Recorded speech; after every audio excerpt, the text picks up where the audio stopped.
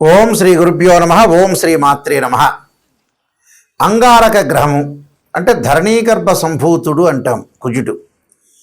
ఈ అంగారక గ్రహము జనవరి 16వ తారీఖు నుంచి ఫిబ్రవరి 23వ తారీఖు వరకు మకర రాశిలో ఉత్తరాషాఢ నక్షత్రంలో ఉచ్చస్థానమైన మకర స్థితిలో, అందులో సహజంగా ఉత్తరాషాఢ నక్షత్రం అంటే రవి నక్షత్రము, రవి కుజులు మిత్రులు. మకర రాశిలో ఉచ్చస్థానంలో ప్రవేశంతో ద్వాదశ రాశుల యొక్క ఫలితాలు ఏ విధంగా ఉండబోతున్నాయి మనం చూసుకునేటట్టయితే, దీన్ని ఈ సంవత్సరంలో అత్యంత శక్తివంతమైన సంచారాల్లో ఒకటిగా మనం పరిగణిస్తాం. అంటే మకర రాశి అనేది అంగారకుడు ఉచ్చస్థానం.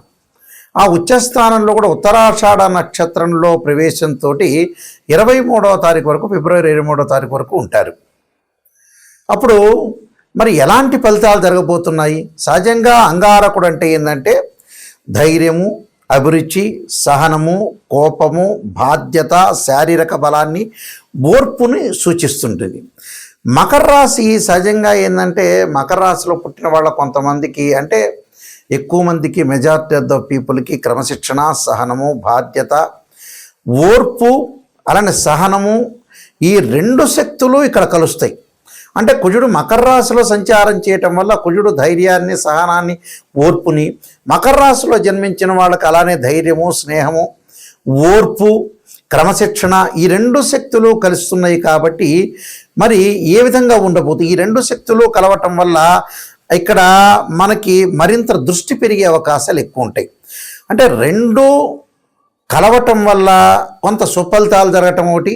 ఈ సమయంలో కొంత తొందరపాటు నిర్ణయాలు తీసుకోకూడదు, ఓపికగా ఉండాలి, స్థిరంగా ఉండాలి, స్థిరంగా ఉండి పనిచేయాలి.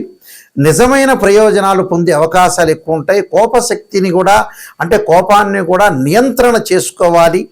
అలానే సరైన సమయంలో ముందుకు సాగాలి. అంటే సరైన ప్రయాణం చేయాలి, సరైన విషయాలు, సరైన నిర్ణయాలు తీసుకోవటం చాలా ఇంపార్టెంట్. అంటే ఈ సంచార సమయంలో దీర్ఘకాలికమైన ప్రయోజనాలు, విజయాలు కలిగే అవకాశాలు ఖచ్చితంగా ఉంటాయి. కాబట్టి మనం ఎలాంటి నిర్ణయాలు తీసుకోవాలి, అంగారకుడి యొక్క ప్రభావం ఏ విధంగా ఉండబోతుంది, ఇవన్నీ కూడా గోచారరీత్యా చెప్పబడే ఫలితాలు. అంటే పదే పదే నేను చెబుతున్నాను, చాలా జాగ్రత్తగా వినండి. ఎప్పుడు కూడా బర్త్ చార్ట్ వేరు, గోచారం వేరు. అంటే ఏమిటి గురువు గారు, నాయకంటి గారు గోచారం గురించి చెబుతున్నారంటే, ఆవగింజంతైనా అదృష్టం ఉండాలి. ఎంత కృషి చేసినా కూడా కొంత అదృష్టం అనేది వితిన్ సెకండ్లో వచ్చేదే గోచారం. Point number 1. పాయింట్ నెంబర్ 2 ఏమిటి? Birth chart. బర్త్ చార్ట్ అంటే ఏంటంటే జన్మలగ్నాన్ని నుండి మనం లెక్క వేస్తుంటాం. జన్మలగ్నం నుంచి ద్వాదశ భావాలు ఏ విధంగా ఉన్నాయి. ద్వాదశ భావాలు అంటే తనుభావము, ధనభావము, ద్వితీయ భావం అంటారు, తృతీయ భావం సోదర భావం, చతుర్థ భావం మాతృభావం, గృహము, వాహనాలకు సంబంధించిన భావం, 5వ భావం అంటారు, పంచమ భావం అంటారు, దాన్ని సంతాన భావం అంటారు. అలానే సంతానం కలగటం ఎలాగుంటుంది, అలానే సంతాన భావం తర్వాత 6వ భావం శత్రువులు, రోగాలు, రుణాలు, 7వ భావం కళత్ర భావం అంటారు. కళత్ర భావం అంటే వివాహము, 8వ భావం ఆయుష్ భావం అంటారు. ఆడవాళ్ళకు వచ్చేటప్పటికలా మాంగళికి సంబంధించిన భావం అంటారు. అంటే భర్త యొక్క క్యారెక్టర్ని అనాలిసిస్ చేసే భావం అంటారు. అలానే మనకి 9వ భావం భాగ్యభావం అంటారు. భాగ్యం ఎలా కలుగుతుంది, ఫైనాన్షియల్ పరంగా ఇంక్రీజ్ ఎలా అవుతారు. అలానే 10వ భావం అంటారు, అంటే వృత్తి సంబంధించిన భావం అంటారు. ఆ వృత్తి భావం ఏ విధంగా ఉండబోతుంది, ప్రొఫెషనల్ పరంగా వృత్తి, ఉద్యోగ, వ్యాపార రంగాలు ఎలా ఉండబోతుంది. 11వ భావం లాభభావం అంటారు, లాభం ఎలా కలుగుతుంది. వ్యయభావం అంటారు, ఖర్చులు, ప్రేమ, ఇవన్నీ తెలిసేదే వ్యయభావం అంటారు. కాబట్టి ఇవన్నీ కూడా గోచారరీత్యా తెలుస్తాయి. గోచారరీత్యా ఎప్పుడు కూడా రాశిచక్రము, భావచక్రము, నవాంశము, అలానే ఏదైతే ద్వాదశాంశము, త్రింశాంశము, దశమాంశము, అంటే D16 చార్ట్స్ని మనం అనాలిసిస్ చేయాలి. అంటే హోరా చార్టు, అలా రాశి చార్టు, భావచక్రము, ఏదైతే మనకి కుండల్లో 16 లగ్న కుండళ్ళు ఉంటాయో ఆ 16 లగ్న కుండల్లో మనం అంతా కూడా అనాలిసిస్ చేయాలి. అంటే సప్తాంశ చక్రాల దగ్గర నుంచి, నవాంశం దగ్గర నుంచి, దశమాంశం, ద్వాదశాంశం, త్రింశాంశం, షోడశాంశం, కవేదాంశము, అక్షవేదాంశాలని చక్రాలు 16 చక్రాలు ఉంటాయి. 16 చక్రాలని ఒక కాంబినేషన్ చూసుకొని జాతకాన్ని మనం అనాలిసిస్ చేస్తాం. అలా జాతకాన్ని అనాలిసిస్ చేస్తేనే అది బర్త్ చార్ట్ అంటారు. బర్త్ చార్ట్ అంటే ఒక చెట్టుకి వేళ్ళు ఉన్నది బర్త్ చార్ట్, వేళ్ళు ఉంటాయి, ఆ వేళ్ళే బర్త్ చార్ట్. ఒక చెట్టు ఉంటుంది, ఆ చెట్టుకు వేళ్ళు ఉంటాయి, వేళ్ళకు కాండం ఉంటుంది, కాండకు కొమ్మలు ఉంటాయి, ఆ కొమ్మలకు ఆకులు ఉంటాయి, ఆ ఆకులు రాలిపోతూ ఉంటాయి. ఆకులు ఎప్పుడు వస్తాయి? రైన్ సీజన్లో వస్తాయి, వింటర్ సీజన్లో అలా ఉంటాయి, సమ్మర్ సీజన్లో కింద పడిపోతుంటాయి. ఆకులు కింద పడడాన్ని గోచారం అంటారు. అంటే గోచారం అంటే ఏంటంటే గ్రహాలు మార్పులు ఎక్కువగా జరుగుతుంది.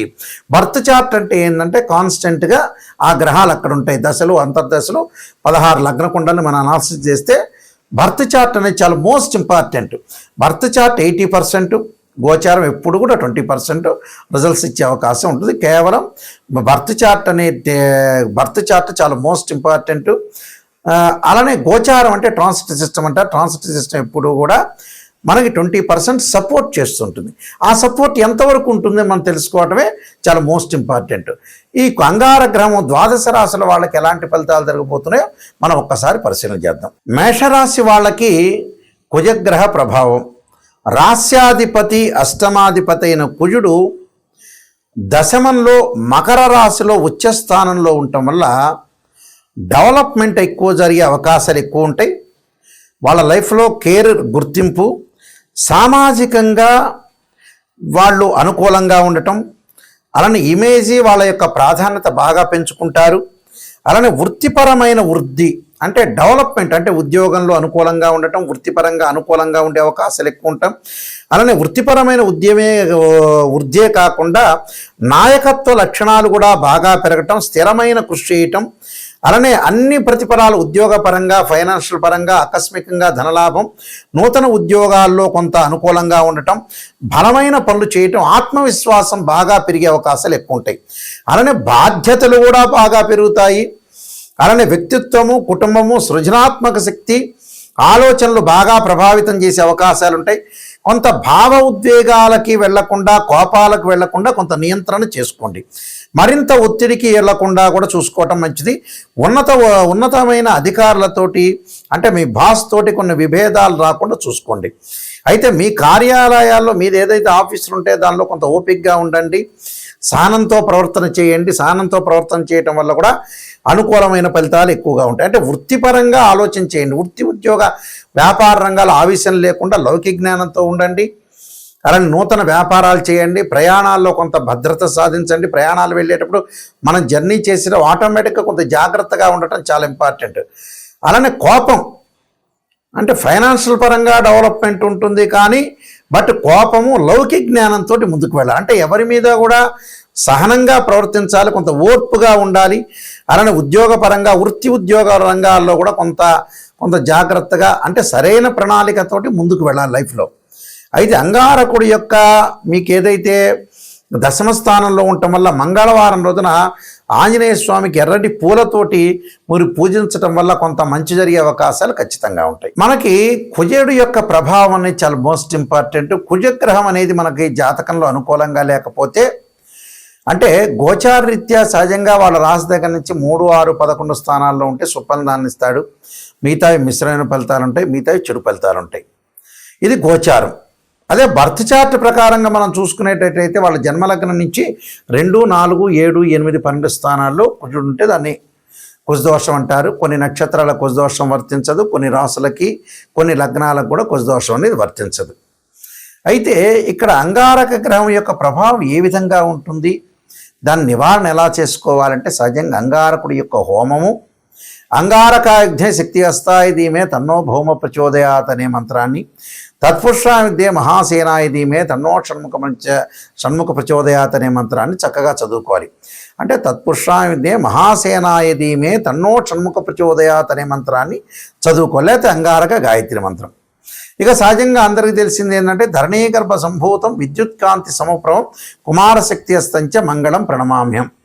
అంటే కోర్టు సమస్యలున్నా, అన్నదమ్ముల మధ్యలో గొడవలు జరుగుతున్నా, పిత్రార్జిత సమస్యలున్నా, కెమికల్ కంపెనీ వాళ్ళు కానీ, రియల్ ఎస్టేట్ వాళ్ళు కానీ, కన్స్ట్రక్షన్స్ వాళ్ళకు కానీ, ఎవరికైతే వివాదాలు, ఆర్గ్యుమెంట్స్, పోలీస్ స్టేషన్లు, కోర్టు సమస్యలు ఉంటాయో వీళ్ళందరూ కూడా తప్పకుండా అంగారకుడి యొక్క ఆరాధన, శ్రీ వల్లీ దేవసేన సంస్థ సుబ్రహ్మణ్య స్వామి యొక్క ఆరాధనకి చేయాలి. వివాహం కాని వాళ్ళు కూడా ఖచ్చితంగా అంగారకుడి యొక్క జపం, అంగారకుడి యొక్క హోమం, అలాగనే కందులు దానం చేయటం, ఎర్రని వస్త్రము, ఎర్రని గొడుగు, ఎర్రని చెప్పులు, ఎర్రని పూలు లాంటివి దానం చేయటం వల్ల కూడా వీళ్ళకి మంచి జరిగే అవకాశాలు ఖచ్చితంగా ఉంటాయి.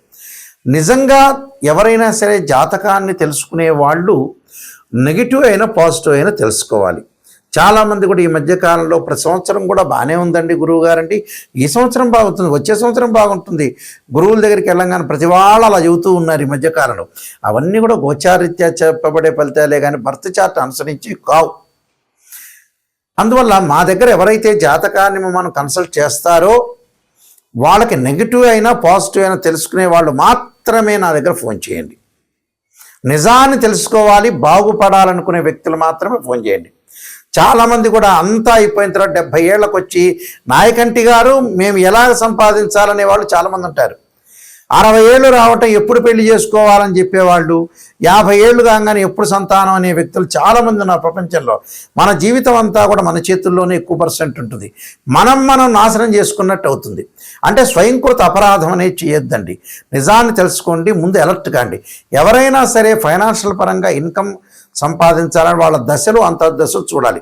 కొన్ని ఎక్కువ మంది జాతకాల్లో ఈ కాలంలో 50-55కే వాళ్ళ జీవితం అనేది ముగుస్తుంది.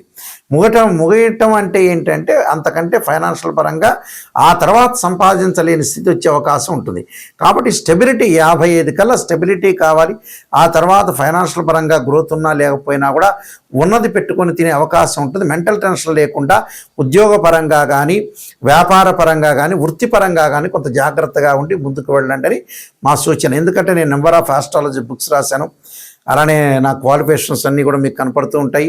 నేను 15 పుస్తకాలు, కాలసర్పయోగము, కాలసర్పయోగ చంద్రిక, రాహుకేతులు, ఛాయాగ్రహాలు, పుత్రగణపతి వ్రతము, వివాహ మార్తాండము, జాతక చంద్రిక, స్వప్నశాస్త్ర ఫలదీపిక, బృహత్ పరిహార సింధు, సర్వదేవతా గోత్రపురులు, సర్వదేవతా గోత్రపురులు పార్ట్ 1, పార్ట్ 2 ఇలాంటి నెంబర్ ఆఫ్ ఆస్ట్రాలజీ నేను గ్రంథాలన్నీ కూడా రాశాను. అవన్నీ కూడా మోహన్ పబ్లికేషన్ రాజమండ్రి వాళ్ళ దగ్గర దొరుకుతాయి. మా దగ్గర కావాలంటే కూడా మా దగ్గర కూడా మేము పంపిస్తాము. www.nayakanti.com, www.nayakanti.in చూడండి. చూసిన తర్వాత నిజంగా తెలుసుకోండి, జాతకాన్ని నిజంగా తెలుసుకోండి, ముందుకు వెళ్ళండి. నిజం తెలిస్తేనే మనకు మంచి జరిగే అవకాశాలు ఖచ్చితంగా ఉంటాయి. అబద్ధపు ముసుగులో, అసత్యపు ముసుగులో ఉంటే జీవితం అంతా కూడా మన లైఫ్ అనేది ముందుకు వెళ్ళదు. వెనక్కి తిరిగి చూసుకునేటప్పటికల్లా మన టైం అయిపోతుంది. కాబట్టి కొంత జాగ్రత్త వివరించి మీరు ముందుకు వెళ్తే మీకు మంచి జరిగే అవకాశాలు ఖచ్చితంగా ఉంటాయి. మీ అందరికీ కూడా మంచి జరగాలని ఆశిస్తూ సర్వే జనా సుఖినో భవంతు.